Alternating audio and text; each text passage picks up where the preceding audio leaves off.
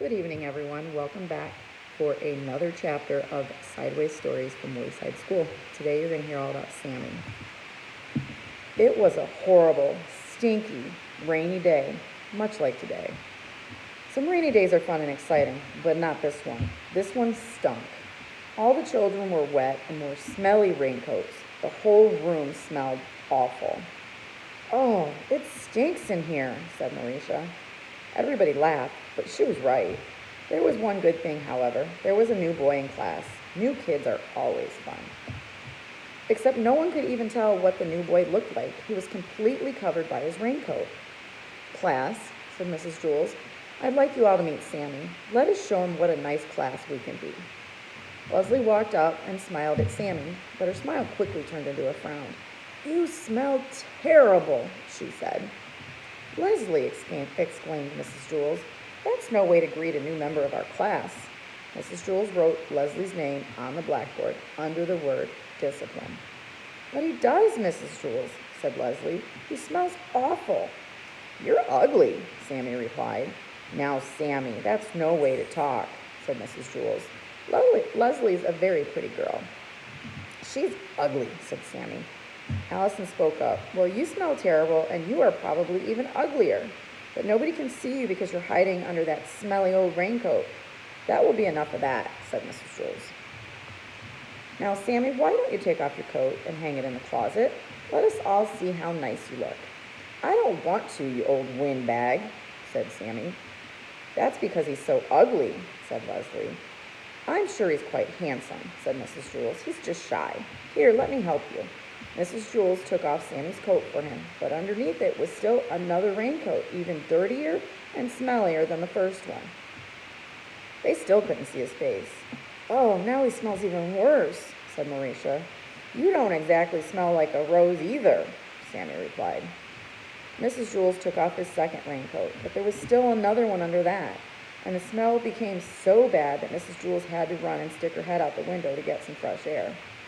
"You're all a bunch of pigs," Sammy screeched. "Dirty, rotten pigs." The smell was overpowering. Sammy just stood there, hidden under his raincoats. Mrs. Jules wrote Sammy's name under the word discipline. "Send him home on the kindergarten bus," said Joy. "Not with me," said Todd. Mrs. Jules held her nose, walked up to Sammy, and removed his raincoat. She threw it out the window, but he had on still another one. Sammy hissed, "Hey, old windbag, watch where you throw my good clothes." Mrs. Jules put a check next to Sammy's name on the blackboard. Then she took off another raincoat and threw it out the window. The smell got worse, for he had on still another one. Sammy began to laugh. His horrible laugh was even worse than his horrible voice. When Sammy first came into the room, he was 4 feet tall.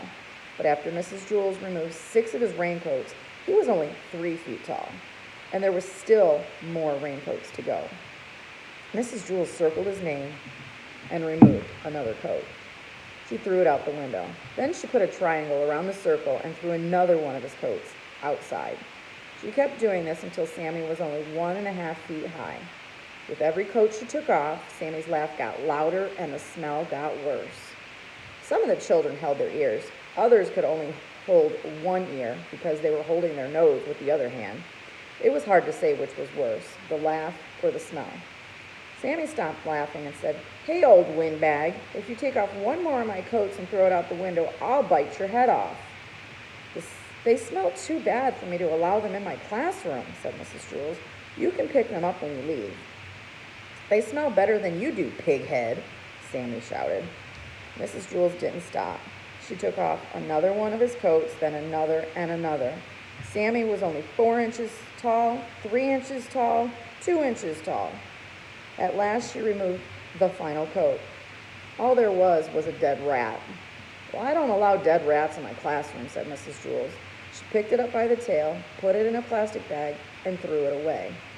Mrs. Jules didn't allow dead rats in her class. Todd once brought in a dead rat for show and tell, and Mrs. Jules made him throw that one away too. "I'm glad Sammy isn't allowed in our classroom," said Rondi. "I didn't like him very much." "Yes," said Mrs. Jules.